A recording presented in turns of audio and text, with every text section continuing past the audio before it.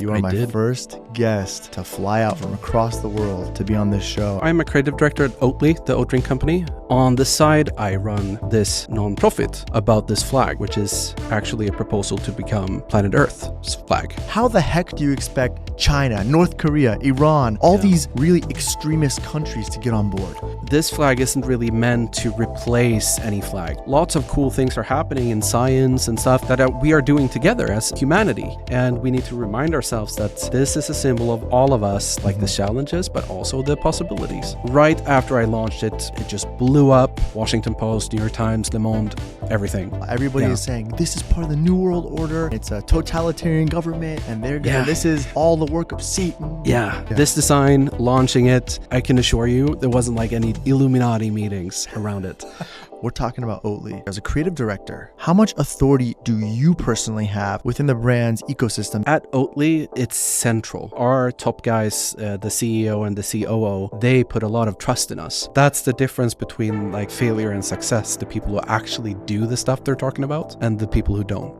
Oskar Pernefeldt is not only a creative director at Oatly, he's the designer and creator behind the international flag of planet Earth, a symbol meant to unite humanity and remind us we all share the same home.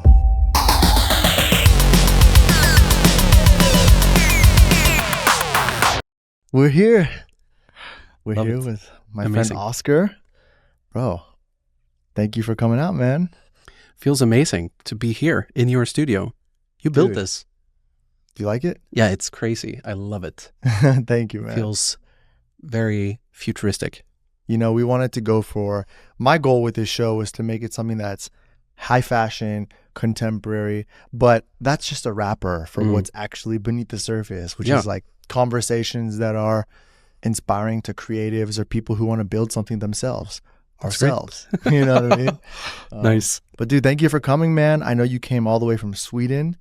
You are my first guest to fly out from across the world to be on this show, and it is honestly a true pleasure, man. I'm happy it was you, you know? Yeah, thanks. It's an honor. Thank you so much. And this episode, I think, is going to be very interesting because you are very different than any other guest I've had.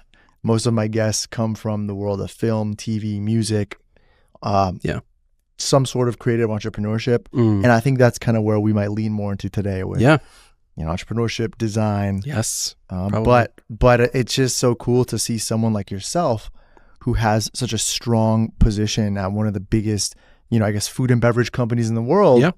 And yet they're trying to save the world. Yeah. You know, it's pretty amazing, man. Like you seem like a very mission-oriented person. I am. And let's dive into it, man. Tell me what you do for those who don't know you. Yes. What does Oskar do? And I guess, what do you do for work and what are you doing with this flag on the table? Yeah, sure. So I'm a creative director at Oatly, the oat drink company. We're based in Sweden. It's from the southern parts of Sweden. It's a small town called Malmö. It's the third biggest in Sweden. I mostly work with the southern European markets. And it's creativity is very much a big part of the company and the success of it. And I must say I'm glad that I'm at a company that really prioritizes creativity and like bold decisions, and that's what we do. And so I have an advertising background. So I studied visual communications at Beckman's College of Design. I went into advertising, worked at different agencies, and then 4 years ago I started at Oatly. And on the side of my day job at Oatly, I run this non-profit about this flag, which is actually a proposal to become planet Earth's flag. So that's quite amazing. I run it together with my sister. She's the executive director. Nice. And she is the person actually running it. Nice, man. So that's that. Your sister's not in Sweden. She is based out of Colorado. Okay. And she has been living there basically since she went to high school there. Oh, she did? Yes. Oh, what? Yeah, so she met her husband there. She's been living more abroad rather than in Sweden No, that's Wow. quite, yeah. For us, that's crazy. Like she is an American citizen now, Really? which is also amazing. But yeah. Is she your only sibling? We have one sister also. Okay, nice. So we are 3 siblings. Nice. And your other sister's in Sweden? She is in Sweden. Nice. She is a physiotherapist. Wow, okay. And runs her own CrossFit gym. Nice, man. She's like, yeah, they're both amazing people. Nice, man. Yeah. That's awesome. That's awesome to hear. Well, I think it takes someone whose goal is to make a flag for planet Earth. I think that person loves Earth, right? I assume you have a very deep emotional connection to the world, I would assume. Or what inspired you to create this flag, you know?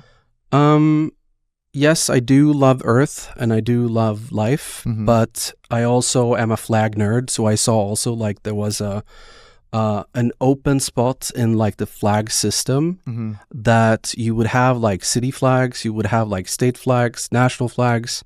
And I saw a purpose that a planetary flag makes sense. But of course, it's not only a flag. It means a lot to a lot of people. It has emotional value. And that's probably the reason why I love flags, because it can really provoke a lot of feelings of love, hatred, and everything in between. And I know that this flag, even though it's very rational in a way, that it is like representing the territory of planet Earth, it also represents for a lot of people what they're trying to save, or unity and peace and lots of other things. I see. Yeah, so it represents basically everything, but also nothing. You know, it's quite philosophical in that way, because the flag and the nonprofit around it is very non-political and non-religious, but of course, at the same way, it's also representing all religions and all ideologies. Right. But we aren't really taking any stance on in saying this is better than the other. What's your goal? Like, what do you want? Like, what's the purpose of having a flag for Earth? Yeah. I think the most important part of the flag is that it reminds people that we share this planet and we need to take care of it. So I think that's the reason why we work so hard in the organization into getting it more out into the world. And every time it's been flown, it's for us, we say it's a reminder to people of that. So that's the reason why we are working so hard to get countries, cities, municipalities to fly it on Earth Day, for instance, April 22nd. That's like if you would have 4th of July. My birthday, by the way. Is it? Her birthday's on Earth Day. Oh, that's amazing. Yeah. Maybe it's, that's awesome. Yeah. But that would be amazing if it would be flown on that day as like almost like a national holiday, but a planetary holiday. Yeah. Yeah. That's awesome, man. Yeah. That's really cool. Yeah. You know, I have an idea of how I think people damage the Earth or don't take care of the Earth. Off top, you think of climate change, you think of pollution, and I guess all sorts of pollution from, emissions to, I don't know, trash to chemicals, whatever. Yeah. I don't really know a lot, but those are on the surface. Those are a few things I can think of almost immediately, right? Yeah. But in your opinion, how do you think people are not taking care of planet Earth?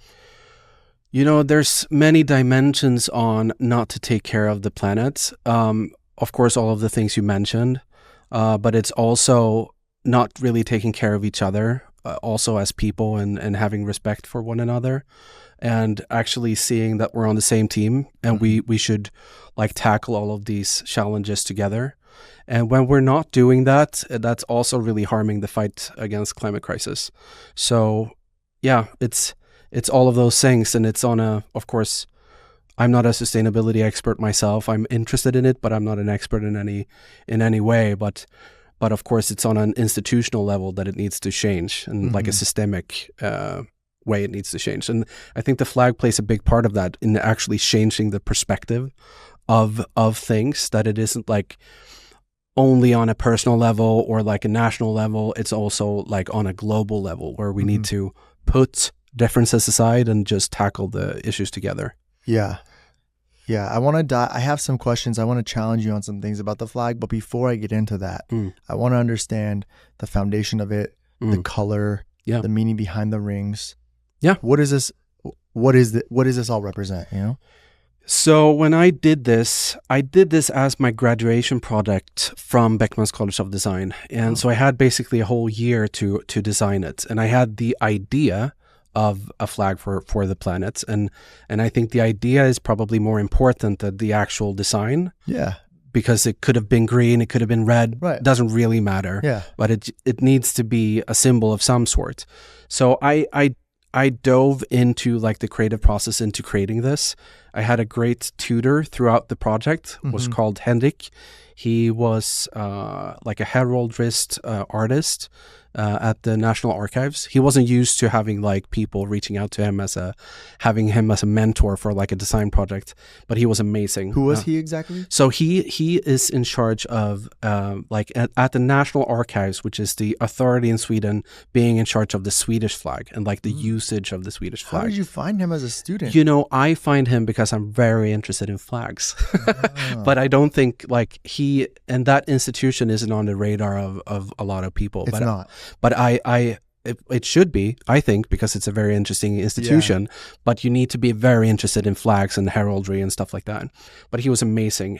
And we had a lot of discussions about how could a flag for Earth look?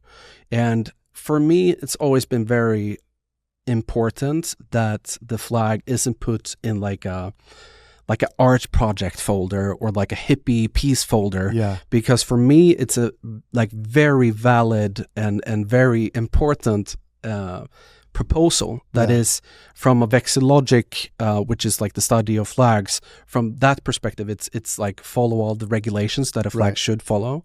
So it's very adoptable. In that way.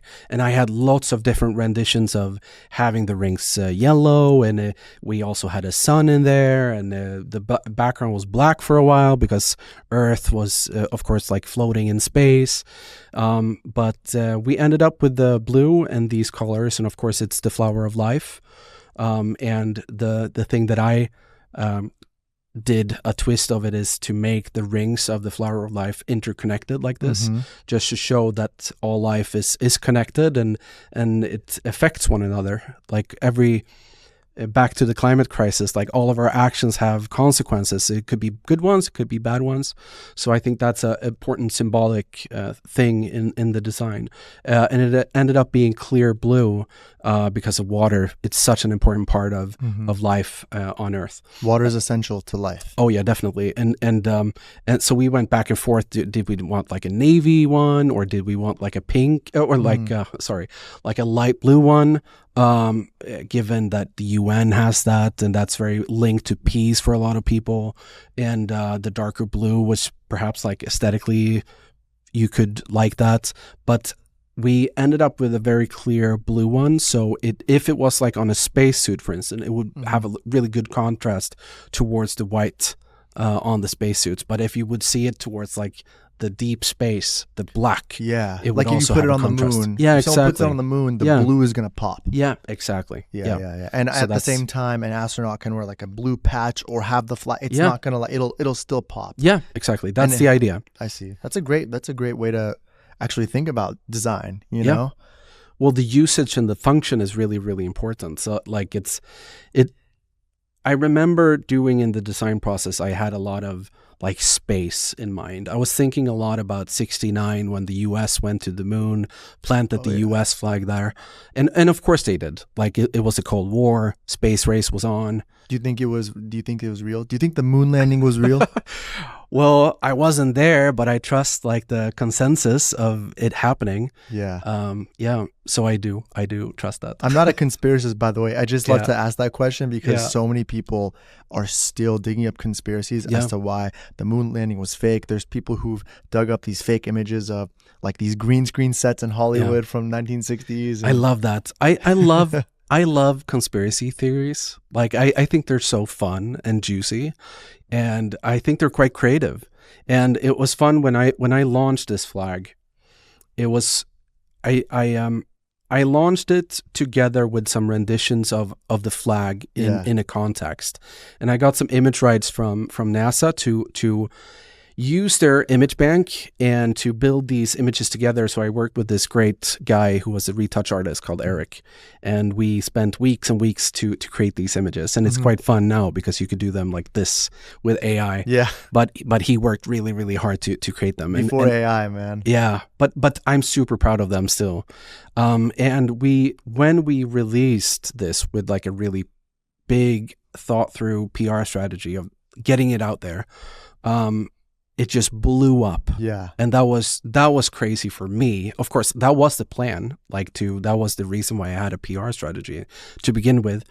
But like just overnight, when I emailed hundreds of journalists throughout the world, and it was picked up by The Verge.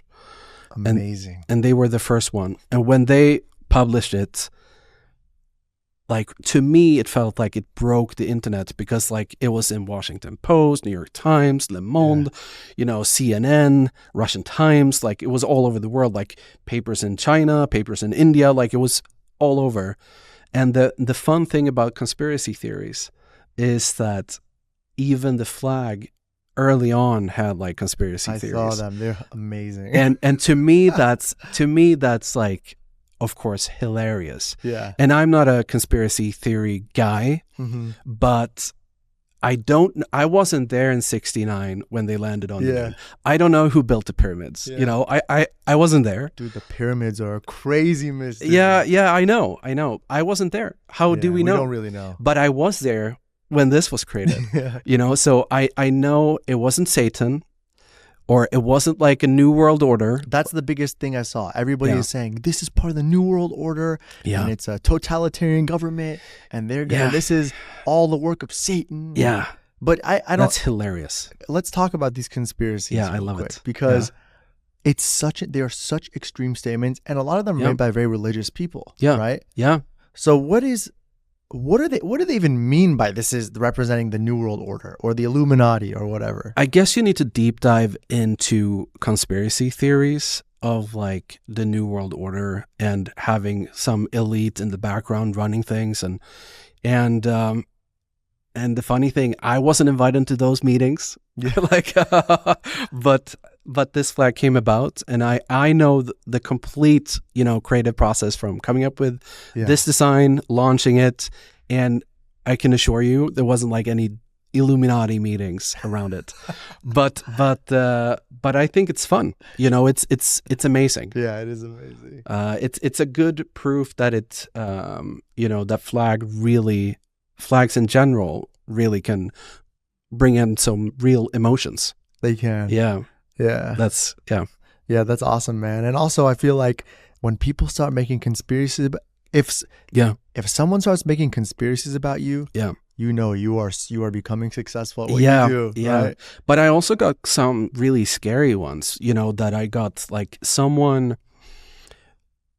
they got the flag or like like a JPEG of the flag, and they drew in like a vectorized blood kind of a thing. Oh, I saw this. So it was like it was a goat's head, and I guess that's like a Christian satanic thing. Yeah. And of course it is like, I'm a very forgiving guy and I'm very like detached to things. But of course that's weird. Like that is weird. But people have emotions and opinions, and that's okay. Yeah, that's okay, man. Well, congrats on being a part of history now. You are now part of the Illuminati. You are now part membership of the card. Dude, can I get a membership to the Illuminati? We should get you t-shirts. Please. Yeah, I could bring one after a meeting. Yo, you know what's so funny? Yeah. In the beginning of my career too, like a couple years in, when I was starting to work with like a lot of bigger clients, and I'd have this guy message me. He's dude, this guy would message me on Instagram. Yeah.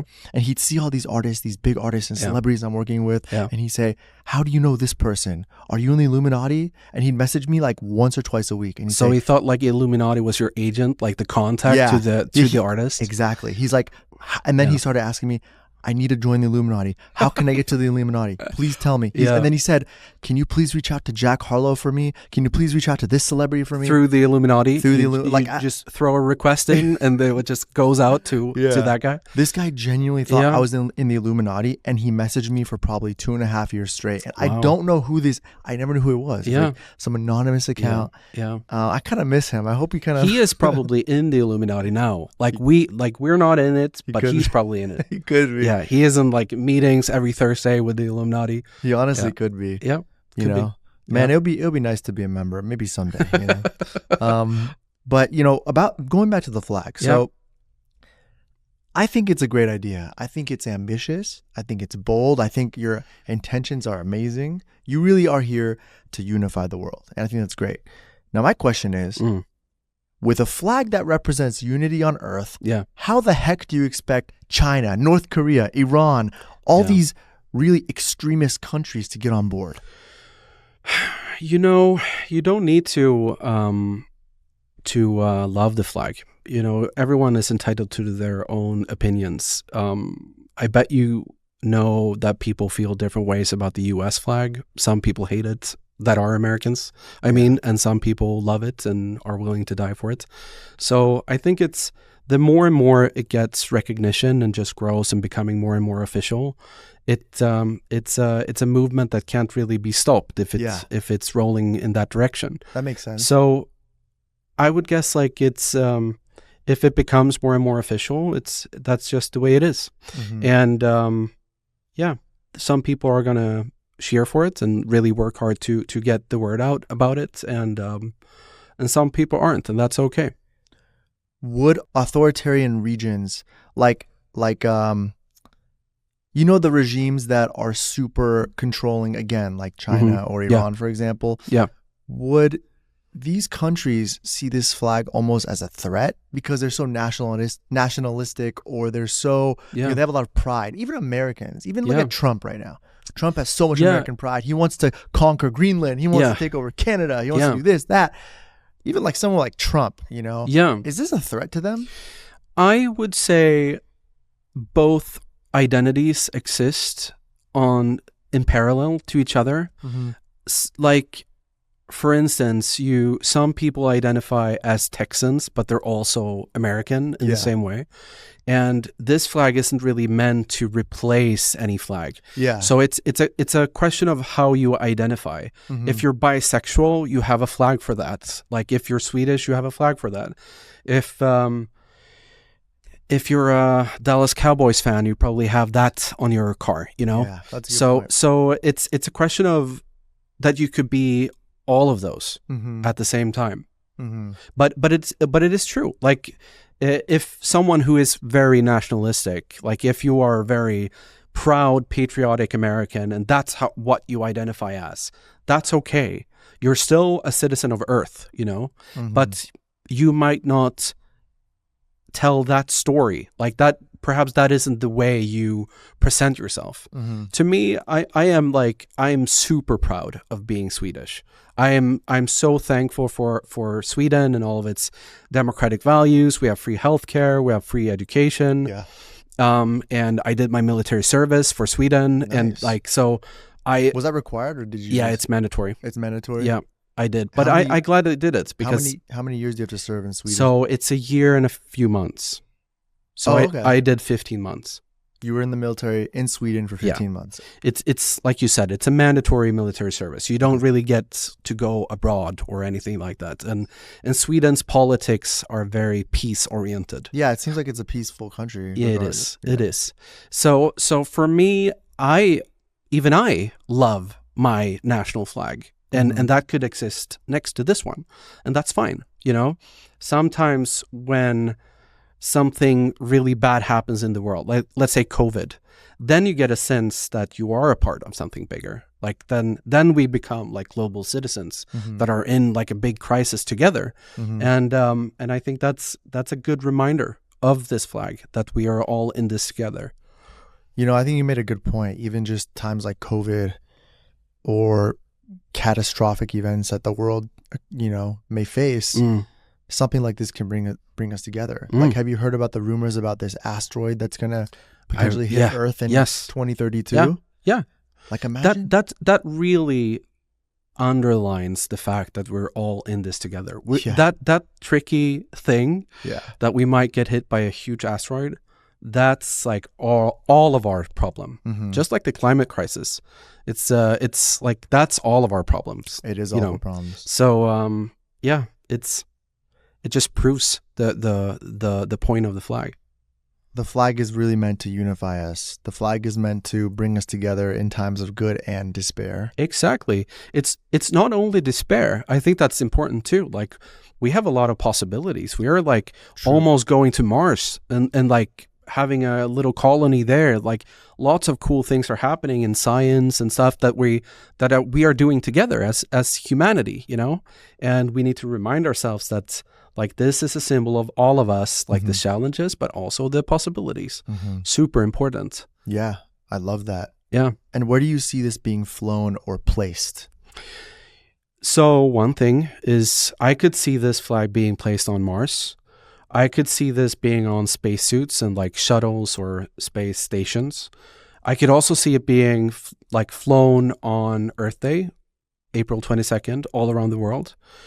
In my dream world for this flag is that countries acknowledge it, or cities, or even people, of course, that people want to fly it on April 22nd on Earth Day. Yeah. And to actually have that reminder that we're all like a part of this flag. Yeah. So I think that's good. And right now, Earth Day isn't really visible. Like to a lot of people, Earth Day is just a day that goes by. Yeah. It isn't for you because it's your wife's birthday. Yeah. But for a lot of people, that's just a day. It is. And it's not like there's a day off from work. Or exactly. It's not really acknowledged the same way as other holidays. And for instance, when it's like Pride Month, for instance, you would see the Pride flag all over. Yeah. And of course, that's a month of pride and like support for that community. And I could see this being flown all over. For Earth Week, Earth Month. That's a great idea. Yeah. I see what you're saying.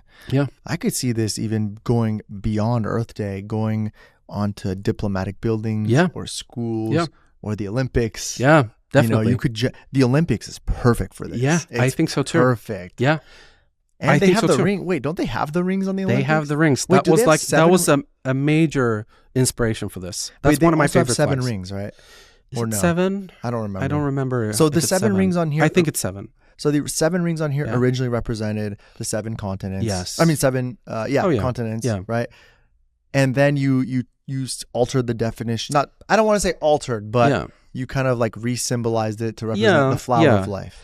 Exactly, and it always has been the flower of life. Okay. But I wanted to focus more on that, like instead of there's just the number 7. Exactly, and it's continents and how we define continents. Of course, it's a geographical or geological thing, but it's also like it's man-made borders of what the continents are. You could do like Eurasia and just have one less, and then the flag becomes dynamic in the way the US flag is dynamic with the stars. And that would just be weird to take, like, if let's say we call Europe and Asia Eurasia, and it would be one less. It would I wouldn't want this flag to be dynamic. I want it to be like something that would be the same for tens of thousands of years. Yeah.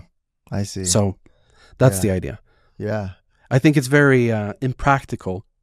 No, like all respect to the US flag, but it's quite impractical to have a dynamic flag like that. So whenever you get a new state, you will get a new star. And like flags is a big thing here in the US. You see them everywhere. And then you would need to replace all of them. Like if, let's say you guys get Canada as the 51st state, let's say, then it would be one more star. And then you need to replace all the flags that are everywhere. So dynamic flags they're interesting for me as a flag nerd, but they're quite impractical. I didn't think about that. Yeah. Yeah, a flag. I think a lot about flags. You do. Yeah. That's such a good point. Yeah. If the U.S. takes over these territories that Trump wants to take, like Canada or Yeah. Greenland, Or whatever. we're going to have to add new stars. Yeah. Yeah. And then everybody's going to Yeah. have, unless then it's like a cool vintage one, or Yeah. Yeah. if people reject it. They're like, we Yeah. don't want Canada. We're going to keep our old flag. And sometimes you see that in political rallies, they would have the one that, like the first U.S. flag that has a circle of. I've seen that with the 13 stars. colonies. Yeah, yeah, exactly. It's some people are proud of different kind of flags. Well, it's kind of like the Iranian flag too. Yeah. You know, the original flag was with the lion and the sun. Oh yeah.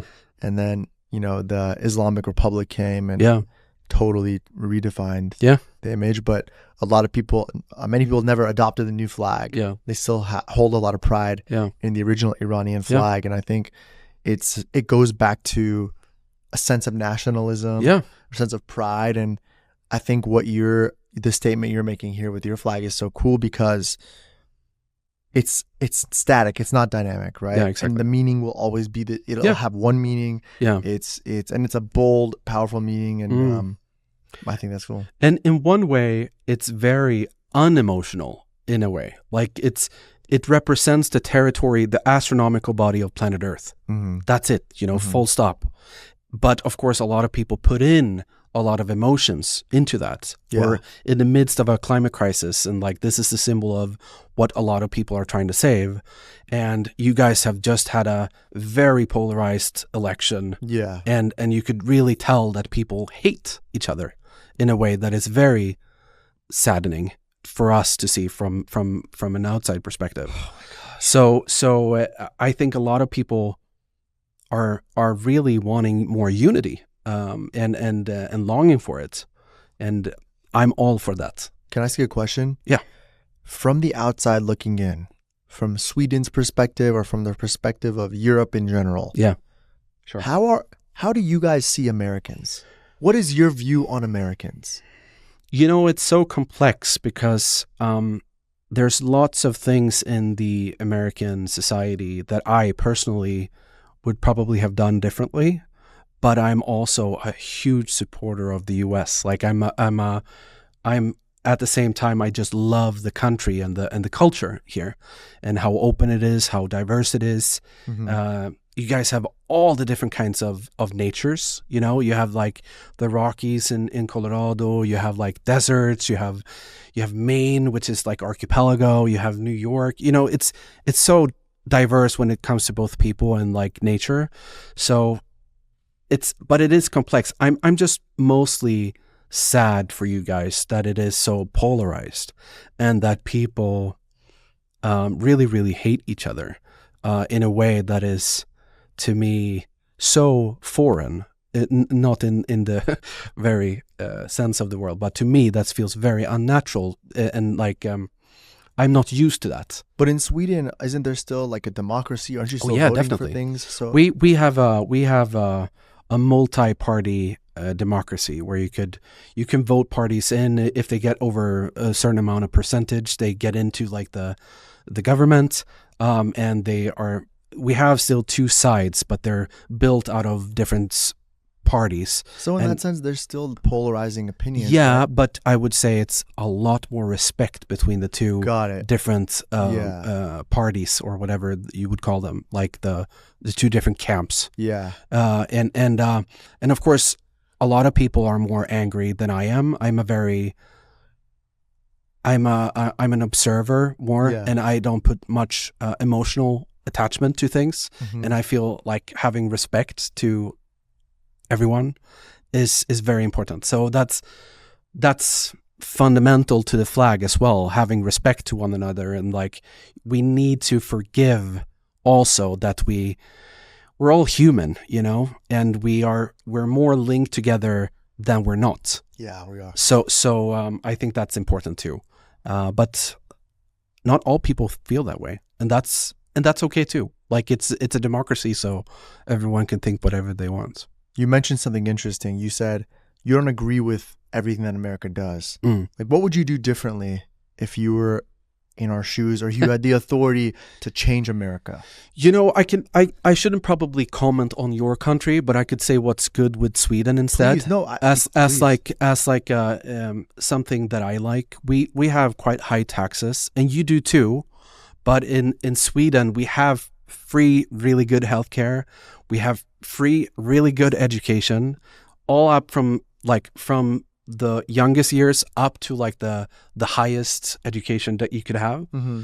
We have a very progressive views on things, like politics wise. We are very progressive in a lot of ways, and we're quite secular also. And you can think whatever you want about that, but that definitely affects what a country is like, and how laws are like made, and what the opinions that goes into lawmaking and stuff like that.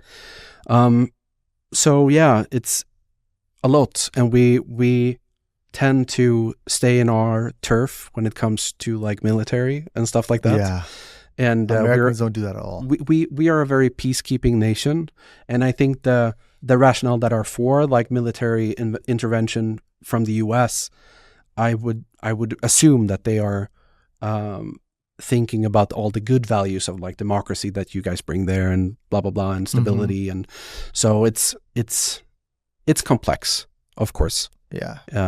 But the U.S. is an amazing country also. Like, you've been through so much through all the like this century or more centuries.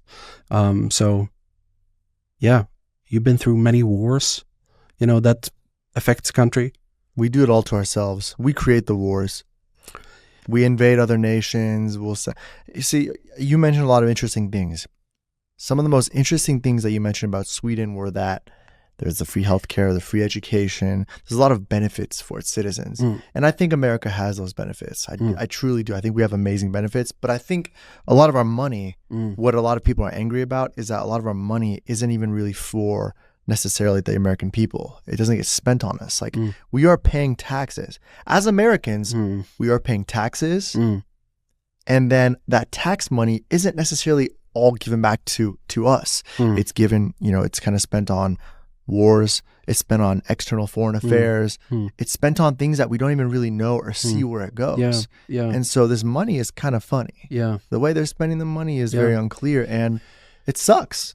It sucks to not have that transparency. I'm a huge fan of taxes, but I understand that some people aren't. Like, and of course, I wouldn't be a huge fan of taxes if I wouldn't really see the benefits of it. Yeah. And same, I was talking to my cab driver the other day, and we were talking about taxes, and we were talking about the military service, and of course, people could have different views on like taxes and military service. Like, if you perhaps would be more okay to serve your nation if you feel like you're defending values that you stand for and that you like the government, and you like the way your country's run, or you like the geography and the nature of your country. Yeah. But if you don't, you know, like, I know that Iran has a mandatory military service. Oh yeah. And if you don't really align, then it's of course a huge punishment. It's a huge punishment. And I understand that, and I respect that people don't like taxes. We pay, like, Sweden is a lot of times talked about as having like really high taxes. But I think you guys have pretty much the same. It's very close. I didn't know it was that close. Yeah. It's very close. So, and our roads are really good, you know, like I love the healthcare we have in Sweden. So like, jealous, man. Yeah, it's so healthcare in America is so expensive. And it's not just that. You need insurance for everything. Yeah. Insurance alone could be thousands a month, you know? Yeah, I'm not used to that. Of paying an insurance like that. It's and then the crazy thing is, our insurance companies charge us a lot, and they don't even want to like support us when we file a claim. It's so hard to push through certain claims. Some, like with the LA fires, this isn't health insurance, but this is just but I heard about that. The fire insurance. Yeah, right? that they took it away a few months before. That's some of them. Unbelievable. Yeah. You know, the fact that you're an insurance company and you can't even insure, or you don't want to insure the people who are paying. Some people who are paying for 50, 60 years. Yeah. you can't say anything else that's terrible. Like if that sounds, not good. It's and horrible. And do yeah, you have that insurance for other things too, like automobile insurance or? we have insurance companies, and Yeah. and you would insure like your house and like and cars and stuff like that. But that's if like that's a regular insurance, Yeah. that it is like something happens to your house and then they would fix it. And of course it's a company, so they would of course like fight you a little bit and you go back and forth. But my experience has always been good. So it's I don't have any like really to say negative about insurance companies in Sweden. You went to Beckman's College of Design, right? Yeah. And Beckman's is in Sweden, correct? Or no? Yes, it's in Stockholm. And at Beckman's, remind me, is that also covered for you as a citizen, the tuition? Oh yeah, definitely. So that no was matter free. what, right? If it's a design school, other type of school, all schools. Yeah. That's amazing. Yeah. So if it is like a private college, then I think you could have some tuitions. But even the state has loans that are very, very good for the loan taker. That it's basically a loan that you don't have any interest in, and you could just pay it. No one's going to chase you for the money. So it's like really good. That's good. But my school didn't have a tuition at all. Wow. You just need to have like a high school diploma, especially when it's like a design oriented education. You don't, I think you like only need to have like C's in like English, Swedish, and math, and then you're in. Oh, really? Because it's more, you get in from like application tests. That's how you get into Beckman's College of Design. And those are really hard and it takes months to do, but that's how you get in. And yeah, I had quite good grades, and I threw them away, basically. Really? Yeah, because I didn't really need them. It's like that's how it is in the creative industry. What's an application test? So the application test is a big thing for Beckman's College of Design. It's something that is well known. Those tests, they are released in I think it's in April, and they are very extensive. So I think there's like seven tests that are really, it takes months to do, and a lot of people register to do them, but a lot of them drop out because they can't just do it. Like it takes too much time, and so yeah, and a lot of people apply to Beckman's 5-6 times and don't get in. Really? Because it's like so many people who apply. What is it testing you for exactly?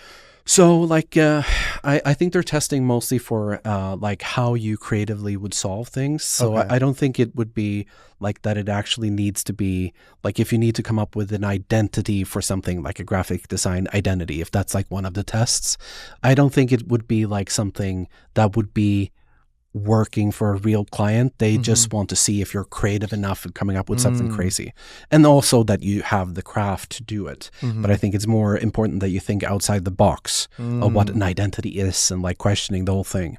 But it yeah, I came in my second try, and Why, you failed the first time? I failed the first time, and my analysis of that was that I just tried to do what I thought they would want me to do, and like being very safe in my decision making. And then I just went nuts with my second application and got in. Nice. And that's that was fun. Nice. And man. it meant a lot to me. Like my dad went to Beckman's, my uncle went to Beckman's. We also have like an aunt who went to Beckman's. So it's very, to me, Beckman's has been on my radar, and I've like studied Beckman's from afar, and just like trying to get there. You know, on that topic of schools and legacy students at schools, right now the U.S. is, I mean, up until now, there's been a lot of, nepotism and a lot of those type of things happening behind the scenes. Yeah. A lot of people have gotten caught for nepotism. Yeah, I've seen the documentaries. You've seen them. Yeah. So what are your thoughts on the education system in that regard? Like, do you think there's a world where that is acceptable if, let's say, your parent has gone to the school and they had, excelled in their class and now they're donating to the school. Is there a world where that's okay? Or should everybody be given a fair chance? How does this work? It's very complicated. Yeah. I don't think it should be like that. Like, I don't believe in the nepotism. I think it's especially in the creative industry, that's a huge problem that it isn't diverse at all, especially in Sweden. It's like very white and very privileged.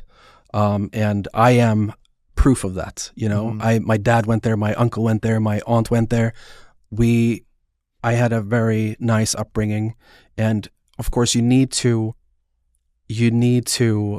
hear about the creative industry to even have it as an option. And if it just stays in that clique, that's terrible, because it just becomes more and more white and very aligned when it comes to perspectives and stuff like that, and just becomes uninteresting. So I would assume that is the case with all different kinds of education. Like if it's lots of people who study to become dentists or lawyers or whatever, it just lack of perspectives and ethnicities and like different viewpoints. It's super important. Yeah, I can imagine. So I'm not a fan of nepotism, but I'm not. By the way, I'm not in agreement with it either. I just wanted your thoughts. But it's like, again, I need to really own the fact that I am the fourth person from my family who goes to Beckman. Yeah, that's like putting the finger on the issue. Yeah. So, but you still work for it. You had the tests. I'm sorry, the grades. Oh yeah. You passed the test. Yeah. So, yeah.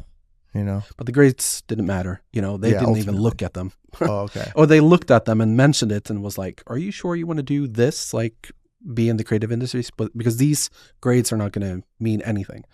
And I put a lot of time into getting my high school grades really good. Okay. And I was like the president of the student body. I was in the school paper and did lots of things. But yeah, to me, being in the creative industry it's a blessing to just be. This is what I do. I sit in a chair like this with my partner Morten, who's my copywriter, and we talk about ideas and we get paid for it. Isn't that crazy? That's privilege. Yeah. So I just want more people to get into the industry. I think creative thinking and creativity is so important into solving problems and issues in society. It is. I just more recently realized how much of a privilege it is to be in the creative industry. Like to be able to create ideas, bring them to life, and then get paid for it. Yeah. That is the biggest privilege the world ever has to offer. And it's such, you need to know also that you sit on a power of storytelling. Yeah. And it is a weapon if you use it that way. It is. And that's the reason why we're doing a project like this with the International Flag of Planet Earth. It's using communication, storytelling, visual communication into releasing an idea and hopefully affecting people. Yeah. And now we're up to 7 people sending in their tattoos of the flag on their bodies. No way. Yeah. Like chest tattoos, like full on. Yeah. And they're beautiful. Like it's a big thing. But that's like pressure on me too. And us in the organization, my sister, we're 4 people working with the flag like really devotedly. And like those tattoos just keeps us going. Yeah. That's awesome, bro. Yeah. That's that support you need to just not stop. Now you can't stop. People have it permanently on their bodies now. Yes. I need to make this a thing. Yeah, man. You are. It's been 10 years, right? Yeah, exactly. This is the 10-year anniversary of the flag. Yeah, thanks. We've been an organization for 5 years, 2020. And that was like when we really stepped it up. When I released the flag in 2015, I also needed to start my career within advertising. Yeah. And I got a job at an agency and I needed to devote my time to that, of course, and like create my career. So I ran the flag very much as a side project, like, answering emails, trying to do as much as I can. Yeah. But now I'm really devoting my time to it. That's amazing, man. Yeah. Do you think if you never went to Beckman's or you never did that project in school, like, would this even exist? You know, there's been ideas of Earth flags before, but I wouldn't say that they've really managed to get the idea across. Usually in the flag community, which I'm also very much a part of, people tend to care about like the rectangle design, you know, and it isn't really put into context. And I think that's a very important thing of getting this flag more spread and like getting the idea out there, is to put it in a context where people could actually feel something linked to it. Because, you know, seeing the US flag as like a rectangle, people could have opinions about that. You could have opinions about the design of it, for instance. But if you see it like folded into a triangle, handed over to a grieving mother, then of course like it's loaded with emotions. And that's the thing we're doing now. Like the storytelling around the flag is the thing that's important to me. That's awesome. Yeah. You know, I have a funny story for you. When I was in high school, my city where I grew up had a flag contest to design the flag. Flag of what? Of our city, like a city of the flag. city. Oh, really? And I submitted, and I almost got my design. I was Wow. second or third place, Oh, top wow. 3, and they invited me in. Yeah. It was like a committee.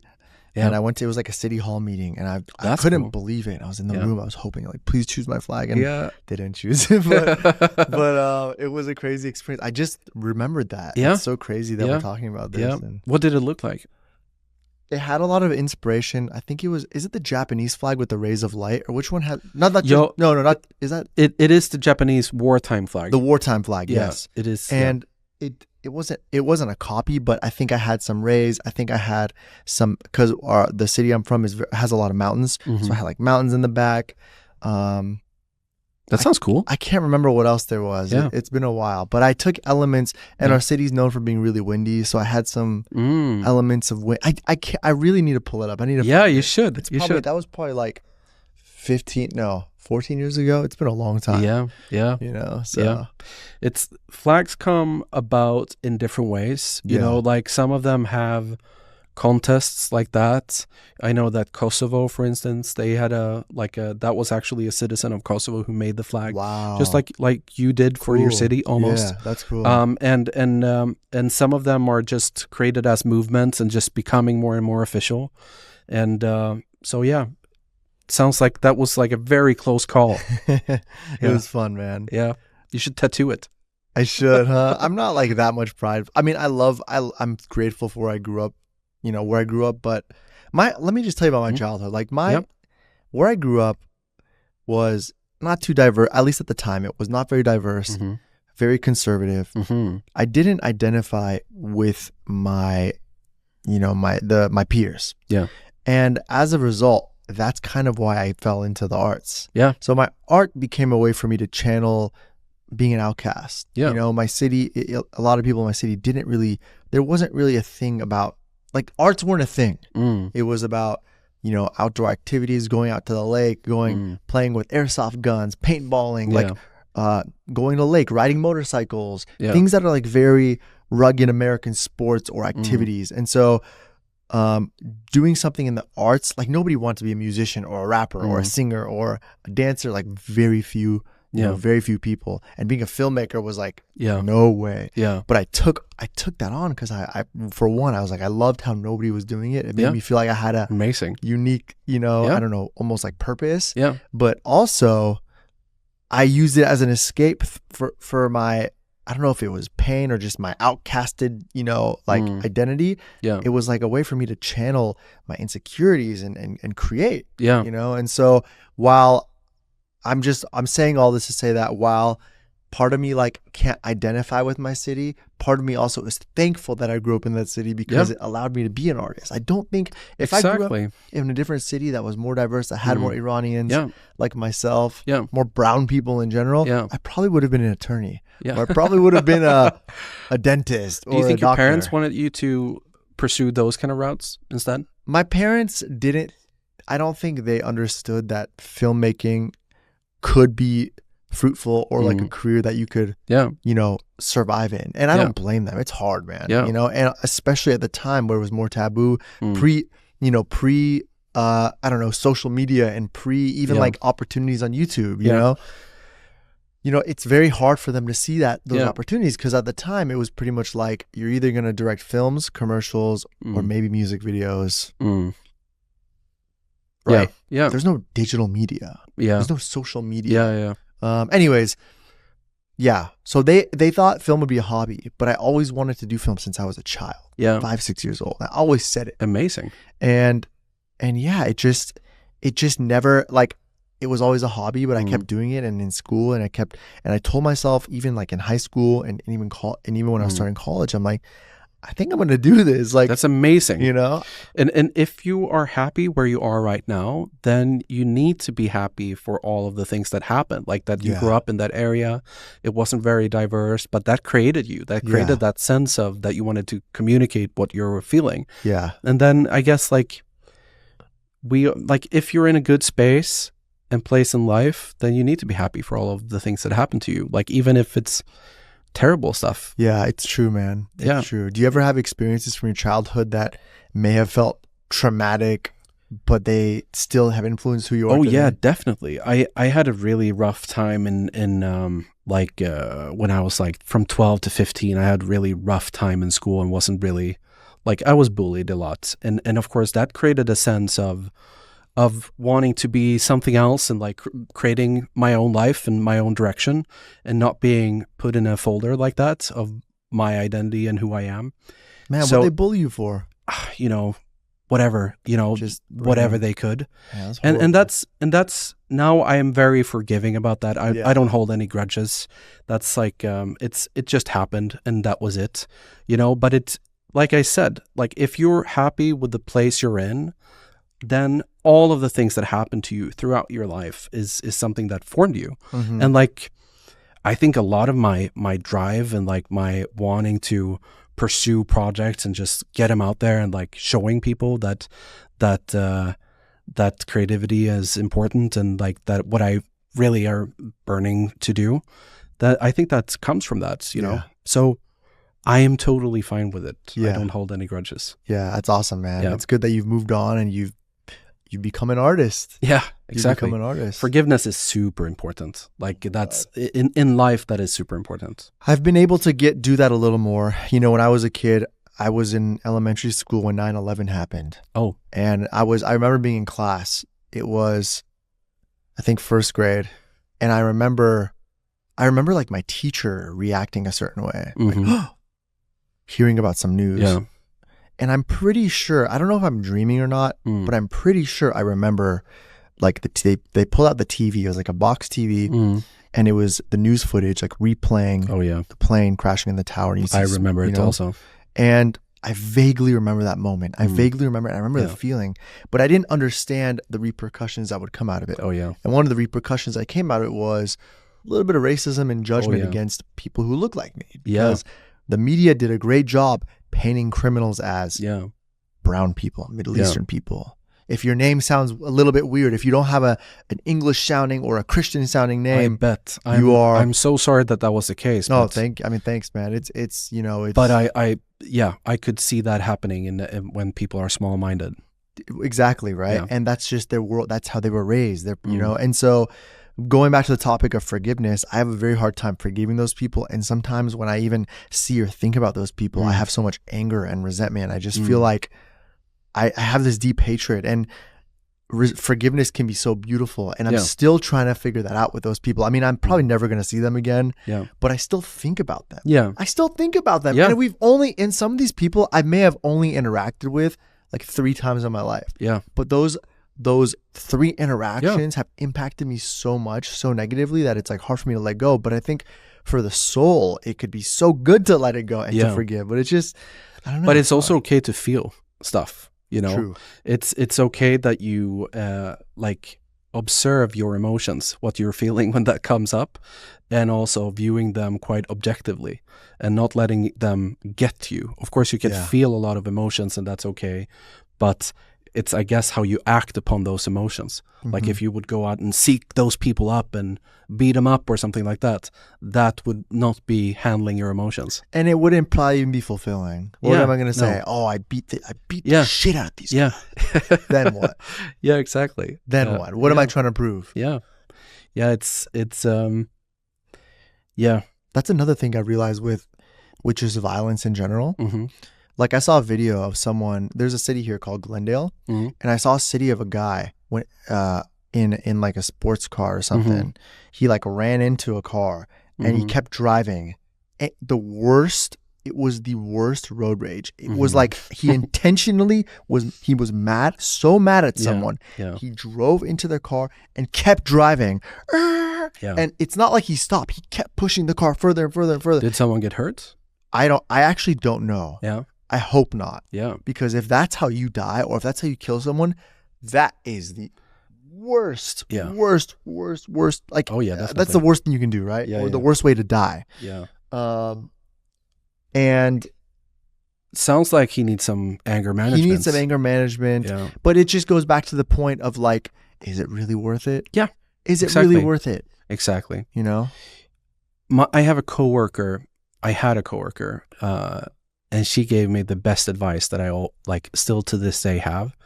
She calls it like an emotional control check of, which is very common that you have, like when you send your emails, it goes from like it's actually sends 30 seconds later. You know what I mean? So you could like press send and it would take 30 seconds for it to send. Yeah.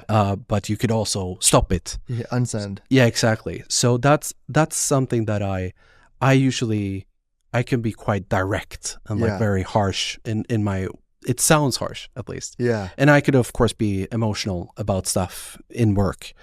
But that filter that she taught me is still today is like one of the best advice that I've gotten in my career, because it happens so often that I actually not send and just like soften it up a little bit before I send it. So it's like, make it not as direct and harsh, and like ask them if they had a nice weekend. Yeah, and, those little things, that little fluff. Yeah, to make an email. so it doesn't come out as like passive aggressive. Yeah. And it's That's great advice, by the way. it is. You should use it. It's like amazing. So it's like what is it exactly? The yeah, feature? like it's like an emotional control filter, I call it. Like it's but it is actually just a technical thing. You could send, like you can put it at 20 seconds or 30 seconds. Do you like to send it and then read it, or do you like to read it and then like what do you do? Usually I like, if I'm very frustrated with something, I will write it and I'll send it and I'll feel cocky, and then I would be like, oh, undo. That was too harsh. And then I was like, hope you have a nice weekend. How's the wife? You know, the risky part is when you hit send and then for something happens and exactly, I get interrupted by someone. Yeah. And I was just, oh no, it's too harsh. But it's also okay to be harsh, like indirect. Yeah. Sometimes I'm like a bit too polite. Yeah. It's also okay to have feelings. Yeah. I forgot to ask you a question about the flag. Yeah. NASA was involved with your flag. That's a huge accomplishment. It was cool. How can you explain how your flag of planet Earth got involved with NASA? So what I did, I had these, even before I came up with the actual design of the flag, I knew we were going to have a design, but I knew that I was going to visualize the flag in different contexts, and space is a very given context for the flag. So I reached out to NASA and asked, like, I have this school project and I've come up with this idea and I want to show it in a context. Is it okay if I get some of your images from your image bank?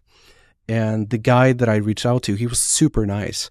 And he was like, oh, I love this idea. Really nice design. Of course you can. But I don't think that guy knew that it was actually going to blow up. Because right after I launched it, again, it just blew up. Washington Post, New York Times, Le Monde, everything. So right after I did that and it became a thing, I was at the graduation show, and I was there talking to people, mingling and being there, being present. And then the principal came and just like tapped my shoulder and was like, I have NASA's legal department on the line. Can you come? and she was an amazing principal, so she was very nice. That's insane. But she had no idea that NASA was involved. She wasn't, really involved in every student's project. So to her, it was all new, like what has happened, and they were quite angry because they thought I kind of broke into their image bank and used their images without permission. So I felt quite cocky, like I had a really good piece of cards on my hands, like that so they were quite vocal about me not using their images, and but they did it in a very professional way. And then I said, you need to have permission, they said. And then I said, it's right here. And then they were like, yeah, okay, that's cool. Bye. Wow. So they were fine with it. But yeah, I felt quite cocky then. I mean, dude, you're a student, yes, and you permission Yeah. from the biggest. Legal departments can be quite scary, but if it's like a national space agency legal department with 8 people on CC, it can get quite scary. And also my principal, it's it was quite serious. But so that was lots of things happening, For, as a graduation, and I released it a few weeks before the graduation, or a week before or something like that. And then for the graduation, journalists were calling and trying to get a hold of me to comment on the story. And I remember something that was I still remember to this day because it's such a funny story to me. So I was at the actual graduation party where you show and show your graduation project. Yeah. I was standing with a Hall of Fame kind of advertising guy, and that I looked up to a lot, and he was the ones that you want to talk with at the graduation party, because he was supposedly someone who could give you a job. And I was standing there with a champagne, he was standing with champagne, and we were talking about the project. And then someone from the administration faculty came and was tapping my shoulder, and she was like, sorry to interrupt, I have a reporter from Le Monde trying to reach you. And I was it just felt like such a good moment. I was standing there with my idol, and someone was like, the biggest newspaper in France is trying to reach you. And I was like, sorry, Frank, I need to take this. Yeah, bro. That's so it felt so cool. Yeah, that's gangster. and I've never really been in any spotlight before. So it's welcome, brother. Welcome to the spotlight. We're here with a big rig, with literally the spotlight. Literally, under the spotlight. Yeah, so that soft was light. a crazy thing to experience. And then people emailed, called, stuff. It was a big thing. That's awesome. Yeah. Have any other space organizations reached out to you besides NASA? So back in 2015, it was quite amazing when the whole story came out. A French astronaut who's actually a really big astronaut now, his name is Thomas Pesquet. He tweeted of I love this project. I have some space on my suit. Let's have a call or something. He said something like that. So I had some calls with him, and his team, his team of he's ESA, European Space Agency. Okay. But then of course it's very politicized of flags on spacesuits and who is funding. Of course, it's a big thing for France that he is one of their astronauts making it into the actual space program. Right. So it just didn't happen. But I hope that if he sees this, I want him to reach out again and let's continue the discussion, because I would love to have the flag on spacesuits. Yeah, and I think sure, I think it would mean a lot to people if they saw the flag on spacesuits. That makes the most sense. Yeah, it's they are representatives of Earth out in space, and exactly. It's not just coming from a country. That's what people need to realize. Yeah, exactly. And it's the International Space Station. It's such a good example of that you leave the politics at home, at the planet. Yeah. And you go up there and you do science and you evolve science and humanity forward. it's like the perfect placement of the flag. It is. Like next to the national flags, of course. To me, yeah. Yeah, I love that. I want to kind of I want to have like a nerdy creative discussion right now. Yeah. I want to nerd out with you because your career is fascinating. And I want to talk more about now the other side of your life, right? Sure. Oatly, your day job. You have a very fascinating position. You're a creative director. And for those who don't know what a creative director is, can you explain that to them? So I am, I am an art director, first of all. Okay. So but I've evolved into becoming a creative director, which is, and you could of course be like a copywriter or a creative that are evolving into getting more mandate and decision-making power in what we would do in specific markets or in specific campaigns even. So what I'm still am being paid for, and like a lot of creatives in the advertising industry, is to come up with ideas.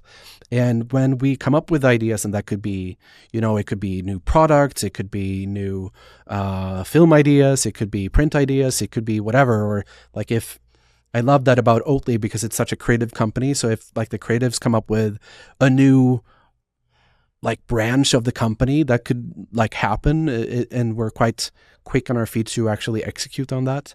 But essentially what we are getting paid for is to coming up with ideas.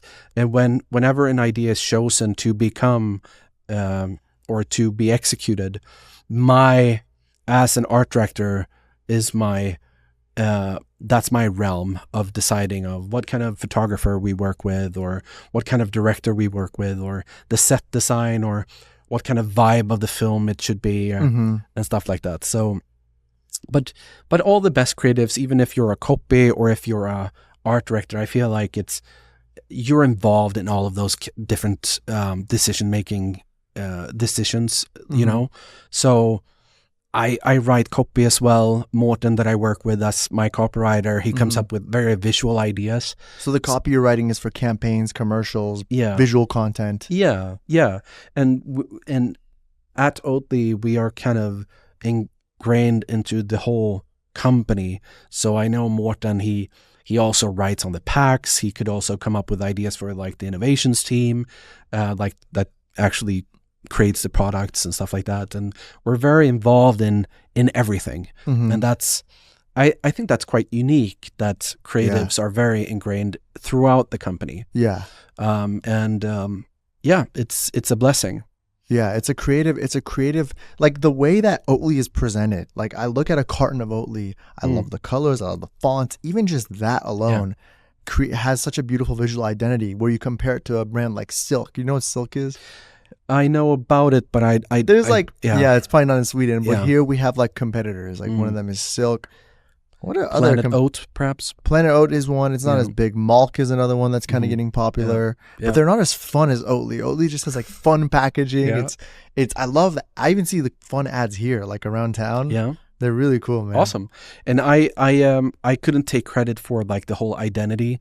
I think it was a very creative process when it came about, because the rebranding and the branding that you see today, that came into the world of like 2014 or something. Before that, it was something completely different. Really? It was like sold in pharmacies as like an alternative for people that were allergic. And back then we got a new CEO. His name was Tony. He was very like a visionary. He brought in a creative director early on called Jon Schoolcraft, and they just turned the company around as like, it became a lifestyle brand more than just like a alternative to milk for allergic people. Like, so it became something completely different. And then it just, also blew up and just brought into new countries. And now we're global. Yeah. I love that. Yeah. So it's what I do. I work mostly with the Southern European markets. So those markets are still quite new. So we're kind of showing them the brand for the first, like introducing the brand, which is amazing. That's awesome, bro. So it's fun. That's awesome, man. Yeah. And I wanted to ask you, as a creative director, how much authority do you personally have within the brand's ecosystem? Because there's obviously multiple creative directors, probably multiple art directors, right? Like how can, and you know, when I spoke with you maybe 2 weeks ago, I forgot when we spoke, you said you just got off a meeting with the CEO and you were trying to convince him to do something. Yeah. So how does that ecosystem work? How do you what kind of influence do you have, you know? It differs a lot between companies, I would say, and in, like, if you want to call it an in-house agency, that could differ a lot of how much power and mandate creatives have. Yeah. At Oatly, it's central. Like it's very much a creative company in that way. Yeah. And it's quite bold, and that goes from like the lowest level up to like the CEO level. And so when we had those discussions, they are quite creative, and our top guys, the CEO and the COO, they put a lot of trust in us. And as long as we just tell them what's going on and our ideas, usually they are quite like nervous usually, but they have so much trust in us. So they just like, go ahead, do it. Do whatever you feel is right. Yeah. And I know that the brand, even from longer that I've been at the company, has been such a vital part in the success story about the company. So I would say like that we are creative and bold, and that we're not one of those huge companies where like a decision takes months and months to just get Thank goodness. Yeah, you know, and it doesn't need to be that way. Yeah, it doesn't need to so be. I've never really understood when I've been working with big clients. Sometimes it feels like talking to like a government body or something. And it's not like that at Oatly. And the creative hub is quite small. Like, we're not a lot of creatives, and we are very tight as people. Like, we are very close friends, all of us. Yeah, that's awesome. And even the bosses that actually make the calls on like where to put money on and stuff like that, they are very bold. So when we get an idea that everyone likes, they are the first ones to say like, let me handle that. And then it's actually a go from that lunch break to the next. It's just like, it's on. Yeah. So it's I'm very blessed to be there. Nice. And also that it's like, it's a company where its values I stand for personally. Yeah. And it's about saving the world, kind of. Yeah, exactly. And I love the product. It would be so much harder to have this kind of branding and have these kind of values as a company. But if the product were really shitty, you could never really do that. Yeah. So I'm super happy that we have like the best innovations team. The head of innovation is a woman called Sophia. She is the most wonderful person you would ever meet, and she's so creative in the way she works her chemistry. Yeah. And like, if she wouldn't have made a phenomenal product, we would never even be having this discussion about Oatly. Wow. Yeah, definitely. Wow. Of course, like we're selling a product. Yeah. And if the product isn't good, then you can't polish a turd. You can't really create a brand around something that isn't really good. True. Everyone would just see through it. True. So, yeah. So you said the agency at Oatly is in-house? It is. And why do some companies choose to have an in-house agency versus hiring an external agency? Oh, that's a good question. Mostly I would say it's like a financial decision, but given that, like, for most companies, it's a financial decision. Is it cheaper to go external? It's I wouldn't say it's cheaper. It's more expensive, right? Exactly. It's a lot of, usually big companies have a few different kinds of agencies on retainer that would just like bleed money. Yeah. And we call it Oatly Department of Mind Control is like the in-house agency, and we have all the different specific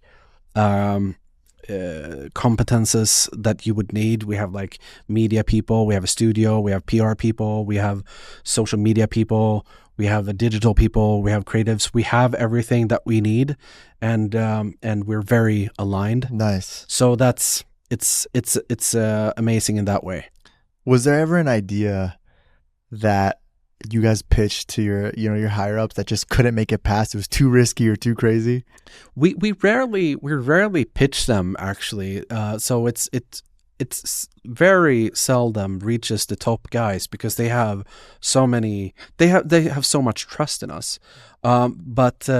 So when we pitch it, I usually pitch to like ECDs, and they are creatives. Yeah. So if the idea is good enough, it's towards them.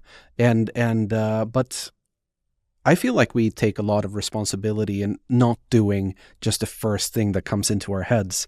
We have, when you are an in-house agency, you can own the whole process from coming up with the idea, but also the results of it. Mm-hmm. So you can't just be playing around, it needs to be a really thought out, strategic, well-funded idea for it to actually be a good idea. We would never really say an idea is good if it isn't really funded in any strategy or any outcome that we think that it was going to have. Right. So it's usually ECDs taking those decisions. Yeah. And they're hilarious people. Wow. And smart people. Yeah. Yeah. They're really fun. I've seen a lot of campaigns from Oatly that have been quite outside the box. And I guess what I'm wondering is, for a brand as big as you guys, the company is now worth over $1 billion, right? It's worth a lot. So, and there's now, from what I saw, over 1,000 employees. It's a massive company. It is. So how does a brand determine that a campaign can be successful in getting them the R, like, because ultimately a brand wants to get the highest ROI they can get, right? What's the most return I can get for the investment I'm making, right? Yeah. But sometimes when you're doing that and you have such bold ideas, you might be like compromising in some areas. Like sometimes a bold idea might compromise on the audience it reaches. Yeah, it might be too bold. Yeah, sure. So how do you balance that? Is there like a game of tug of war you guys have to play when you're conceptualizing these ideas? Do you really want to please everyone though? Like, is it good advertising if it's just like safe and everyone is kind of liking it? True. It's important to stick out. It's an information overload for people. Just watching your phone, it's just like so many brands out there talking, and so it's very important to stick out. And I think creativity and like bold ideas are the way to do that. So it's I would say and argue that making a few enemies isn't like the worst thing you could do when you create advertising. So if it's like you say, too bold for someone, I'd rather be like a brand that someone remembers than just like one of those bland brands that people walk by. True. That's a good point. And of course, like if you have a few people really, really loving you, those will like be better to have a few people just like kind of loving you, not really loving you. Yeah, it's almost better to have diehard fans and consumers than it is to have people who are like 50-50, like the brand Silk. Like the brand Silk is safe. It's nice, it's safe, but it's like it's just a product. But when you look at Oatly, you're like, oh, I identify with this brand. I identify with this marketing. I listened to one of your other episodes, and it was a guy who talked about brands as people. Oh, Connor Tingley. Yeah, and I so agree with that, because brands are personalities, and if you see them as people, to me, it's very important to be like the person that people actually remember, or like have an opinion about, or that actually stick out for something that is relevant for the brand and the person in that metaphor. So of course, like it can be wrong for like a doctor to be like, well, funky and really funny and not serious. That perhaps isn't like the best personality for a doctor, could be, to stick out. But so it needs to be relevant for the person, of course, like your personality. But I would rather be one of those people that people remember and have an opinion about. Of course. Yeah. Do you consume Oatly and oat milk yourself? Definitely. You do? I also consume our competitors a lot, because I think it's, there's a lot of great competition out there. Yeah. But it's so it wouldn't be good not to consume the competitors and not knowing what they're up to. Of course. Like if you would to view it as like a war between the brands, Yeah. it's so important to see how they do their packaging. Yeah. Is it even a good product? I would say a lot of them are. Yeah. But of course, then it's a question of like, what kind of personality are them? It's almost like figuring out and understanding what's the experience that I'm getting from this product. Yeah, exactly. What experience is this other drink giving me, or this product giving me? Yeah. And does my experience make me feel that way? Yeah. You know? Imagine being like the coach of Arsenal and only watching your own games. Yeah. You know, like your own practices, like only the Arsenal people on practice. Right. You wouldn't really learn anything. You wouldn't really become better. Right. And you wouldn't really be knowing what kind of strategy to use compared to your competitors. It's like not watching the tapes of the other teams. Exactly. Not going to the other games. It's so important. It's the same thing. Yeah. It's so important, and kind of knowing what kind of audience they're going for. Yeah. We can see what we could do, and it's so important. Even with podcasting, when I first launched, like I'm talking less than like a few hundred followers, maybe the first 2 weeks.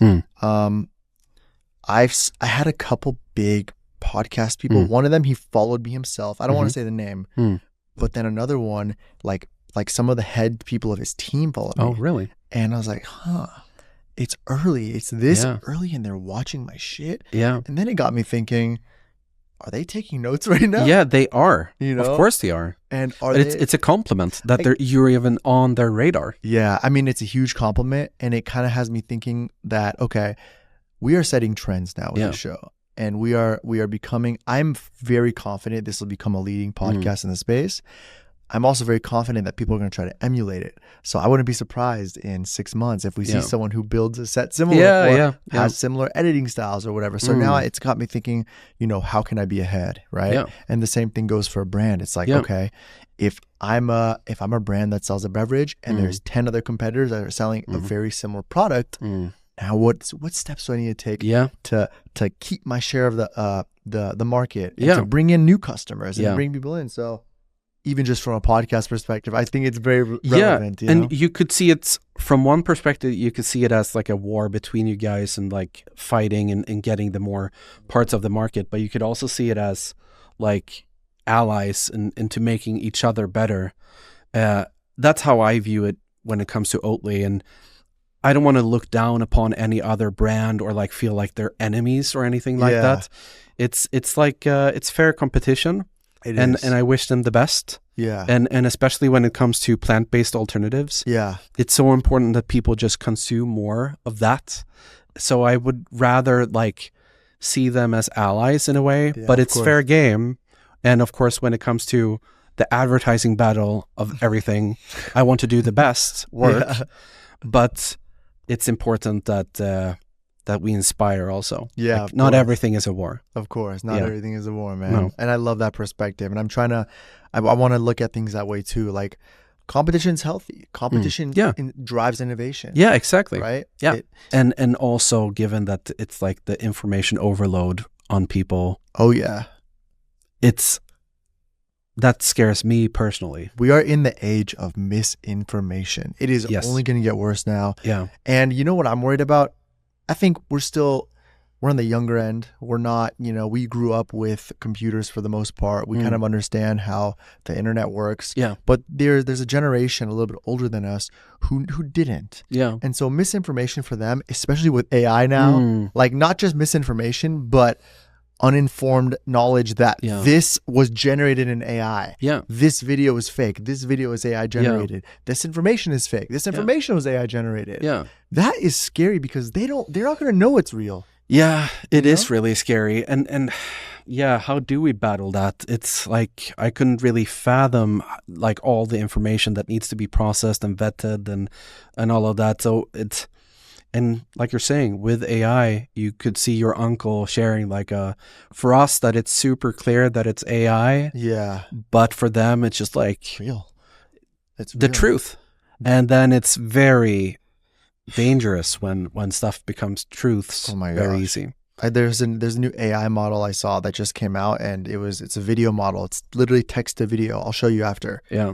It is so real. Nothing about it looks AI. And the scary thing is that what it outputs looks like it could have been shot in an iPhone. Yeah. You know how AI still kind of has like a little bit of like a plasticky feel. That's just, this was photoreal. Look, if I pull out my iPhone at a park, it looks like I just shot on my iPhone at a park. Crazy. It is scary. Crazy. We are officially there. Yeah. We are there. And you know, the conspiracy theories about the flag was early on. That was before AI. Yeah. And people were like really talking about this new world order and like the global Illuminati movement behind the flag running it.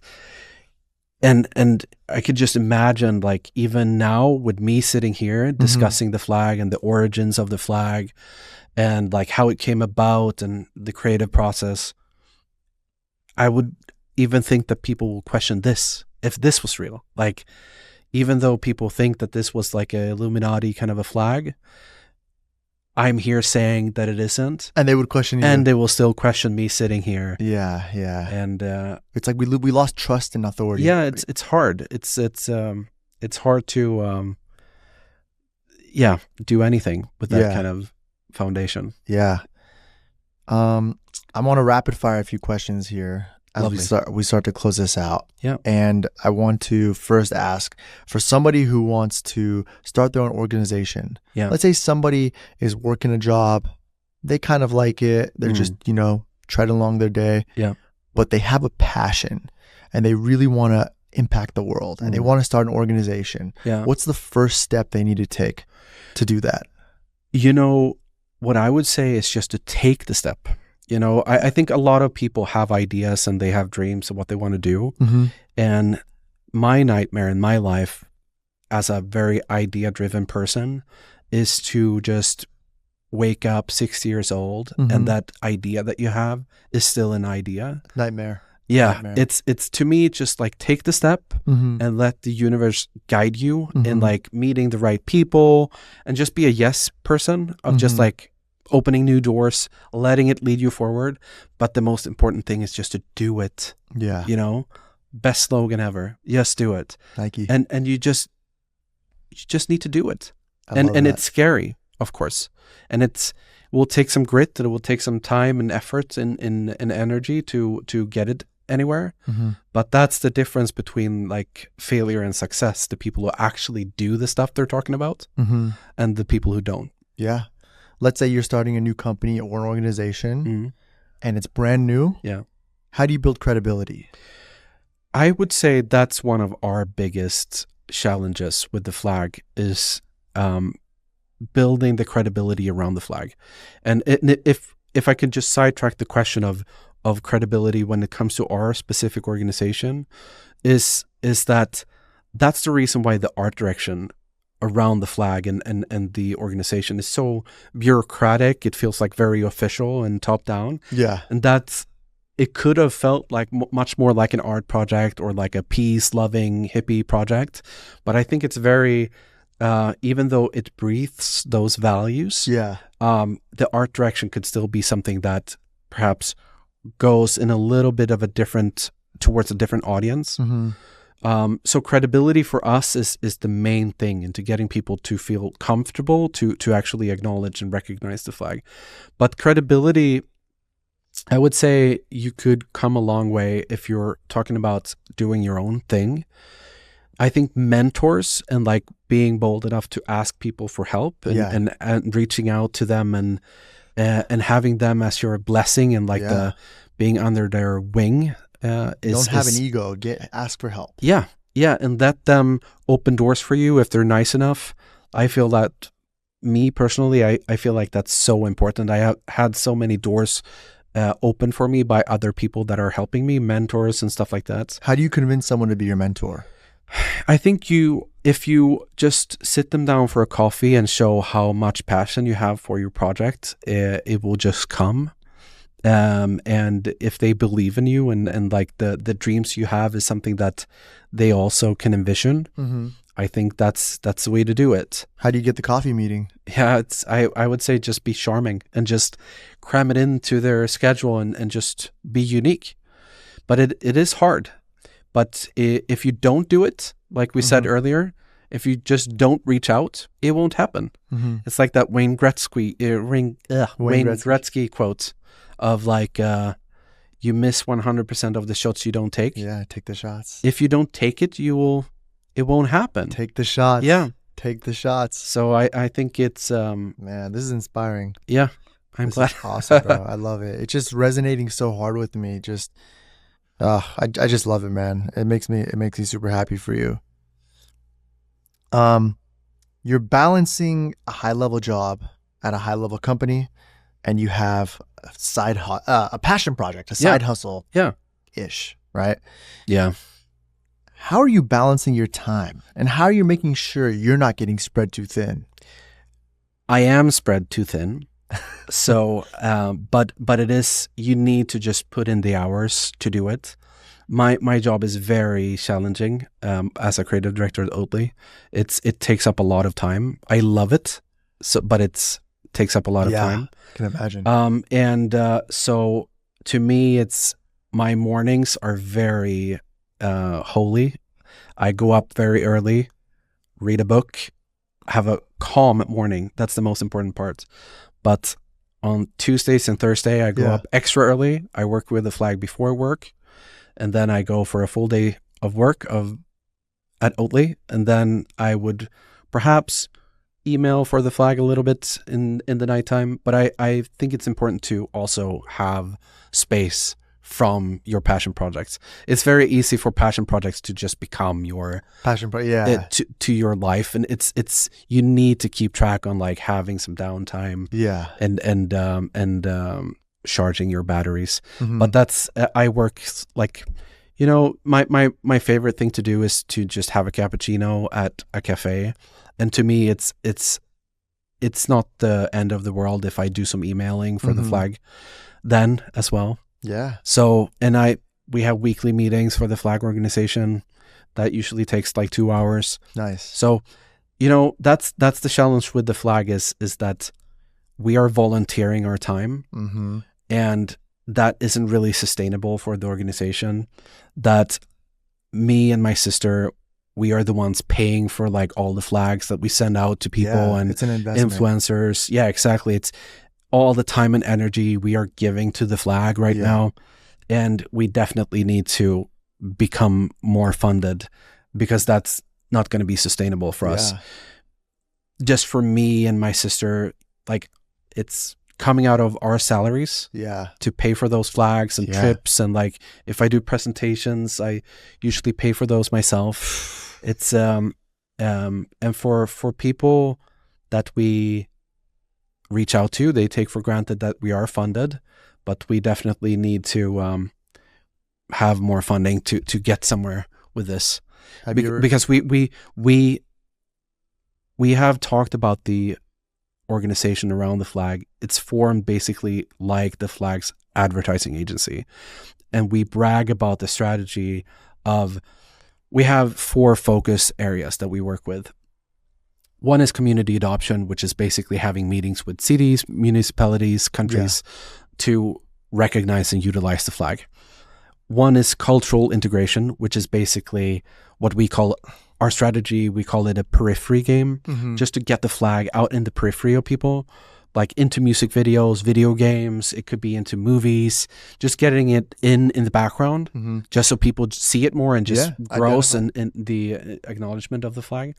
And the third leg of the focus areas is awareness creation, which is basically where the ad agency comes in, of coming up with the ideas to bring spotlight to the flag and the idea of the flag. I love it. But, you know, it's easy to come up with ideas, especially if you work with it like I do. Ideas is what I do. But it's so hard to execute an idea if you don't have any money, you know? Yeah. It's so hard. Bro. Yeah, it's like certain things just cost. If we come up with like a film idea, well, I can call in favors, but I can't call in like hundreds of thousands dollars worth of favors. Certain things are just fixed costs. Yeah, and like if we need to send out more flags, that's us paying for that. So I would say, like, if someone would found this or like fund this organization, they're funding the advertising agency around the flag and making sure that the flag gets more exposure. So, and the fourth leg is basically me and my sister and the other people in the organization traveling and speaking about the flag. So like speaking opportunities. Yeah. Like this one. Yeah, that's awesome. Yeah. Have you ever had any moments where you felt like you've wanted to just step away from your job and focus on this fully, or? Yeah, it's given that it is a passion project that I have very close to my heart.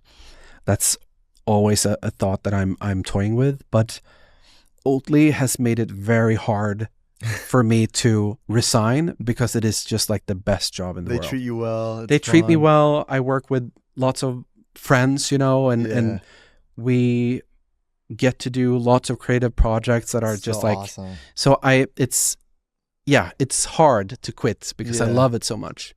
But of course it's you asked me if I'm like spread too thin. I am. Like it is hard because I have so many things that I want to do and execute. Yeah. It's hard that way. And I understand. If you could redesign the flag of any country, which one would it be and why? Oh, wow. Wow. I usually love the way flags are designed. I don't have a preference like when it comes to aesthetics in national flags. Like the Iranian flag is very detailed, for instance. And some people in the flag community would say it's way too detailed. Like the flag community usually tends to like tricolor flags like the French flag or the German flag. And I like those as well. Some of them say that you shouldn't have lettering and like texts on flags. I have no problems with that. I love typography.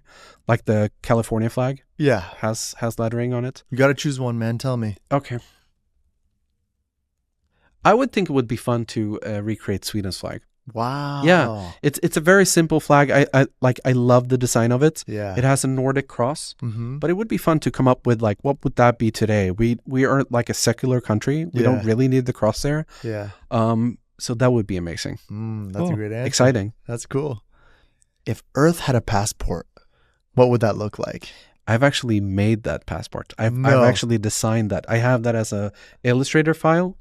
It would have the emblem, and it actually had Earth in written in the like all different languages, like the top major languages. It was Mandarin, Arabic, Spanish. That's cool. Yeah, so it had all of them on there, and yeah, it's I would love that, dude. Yeah, I want to see it. Yeah, you gotta show it to me. I should do it. That's actually a really smart idea, especially now that we're going to Mars. It's like it's only a matter of time. It would be fun if the astronaut has passports for going places. Oh my gosh! Imagine like International Space Station on each planet. Yeah, it would be fun.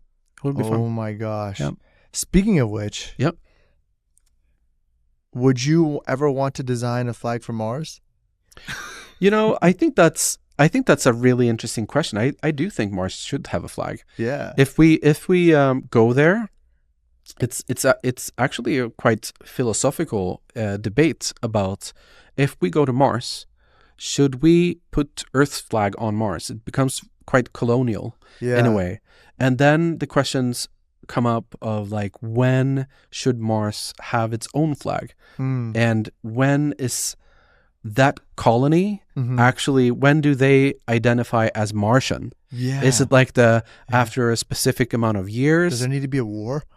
Exactly. That was the thing that happened in the US, You would have the War of Independence, and those people were immigrants in a way. Yeah. And then sometime they just started identifying as American. And, when should Earthlings start to identify as Martians? Yeah. Perhaps when the first person is born on the planet. Right. That would be quite amazing. Yeah. Yeah. But I do think a flag is something that needs to be done. Yeah. Sometime soon in the future. Yeah, I think we'll see that soon, man. Hopefully you're on the forefront and you're leading that, because clearly you already have one for Earth. Why not just, Planetary flags could be my thing. That's pretty crazy. That's a market. That is a market. Yeah. In our lifetime, I wouldn't be surprised if we start to hit a few different planets, and then you can be like the guy for that. You have a great, very niched flag consultancy. Niche. That's awesome. Yeah. That's awesome. Yeah. I would imagine it being red. So yes, that makes sense. Yeah. That makes sense. Yeah, that makes sense. Well, Oskar, we got one more thing. Are you ready? Mm-hmm. All right. Amazing. in honor Wow. of I love it. the flag of planet Earth. I chose this beautiful blue color, and at the end of every episode, we do something very special. I have a deck of cards. Mm-hmm. There's 50 questions. There's 50 cards, okay? Ooh. You don't have to pick them all. I Yeah. actually just want you to pick one. Yeah. So go ahead. You can shuffle it. You can pick the card on top. It doesn't matter. I want you to just find a card. Don't read it. Just intuitively find a card that speaks to you. Yeah. Read the question. Yeah. And give me an answer that comes from the bottom of your heart. Oh, amazing. You ready? I love that. I am ready. Let's do it. This is a nice little box. Thank you. I like it. Okay. I will shuffle it a little bit. Please. And please read close to your mic so we can all hear the question. Okay, let's see. I shuffled a little bit. Okay. The top card will be this one. Are you ready? I'm ready. What's the most transformative book or film you've encountered? That's, for me, very simple. It's The Way of the Peaceful Warrior by Dan Millman. I'm rereading it now. Wow. And you should really read it. It's about a guy who it's in the 60s. He goes to a gas station one night. Mm-hmm. He meets a guy, an old man, which he calls Socrates, like the philosopher. Yeah, Socrates, yeah. And it's about this guy's spiritual journey and like learning about himself and life and what's important in life, and just to become what Socrates is calling a peaceful warrior. Mm-hmm. And I've heard about this book. It's a very transformative, like it's really emotional, loaded book. I recommend it. It sounds like, just one takeaway I'm getting, it sounds like a warrior is not the type of person that we envision on the surface. Oh no, definitely. Yeah. It's just becoming very disciplined into being one with yourself and the world and what happens in the world, and it's lots of great perspectives. Yeah. And it isn't really a thick book. It's you could read it in like a month or two. Beautiful. Yeah. It's awesome, man. Yeah. Well, Thanks. Listen, that was fun, man. I appreciate your time. I appreciate all the answers. And me too. Thank you for coming. Thank you for introducing us to this beautiful project you have, for blessing our viewers and listeners with some incredible knowledge. If you're someone who likes art, design, entrepreneurship, creativity, if you're someone who likes philanthropy, this is the episode for you. And this is the man to listen to. Again, thank you. Oskar, thank you for being here. Oskar Pernefeldt, correct? Yeah. Did I say it right? Yeah. Oskar Pernefeldt, thank you for coming to the Ourselves podcast. Thank you for being here. Thank you for flying all the way from Sweden to be here with us today. Yeah. The first guest to do that. Yeah. It is an honor. It is a pleasure. Thank you. Thank you to everybody for watching. Thank you for listening. You know where to find us. You know where to subscribe. We're on all platforms. We need your help. It's going up, but we want to go up faster. So thank you again. Awesome. And finally, Oskar. Yeah. I just want your help. Can you help me with something? Yes. Can you help me give a big round of applause to ourselves? Oh, I will. Let's do it. Thank you. This is to you. Thank you. Yep. You as well, man. All right, brother. Cool. Thanks. This was amazing.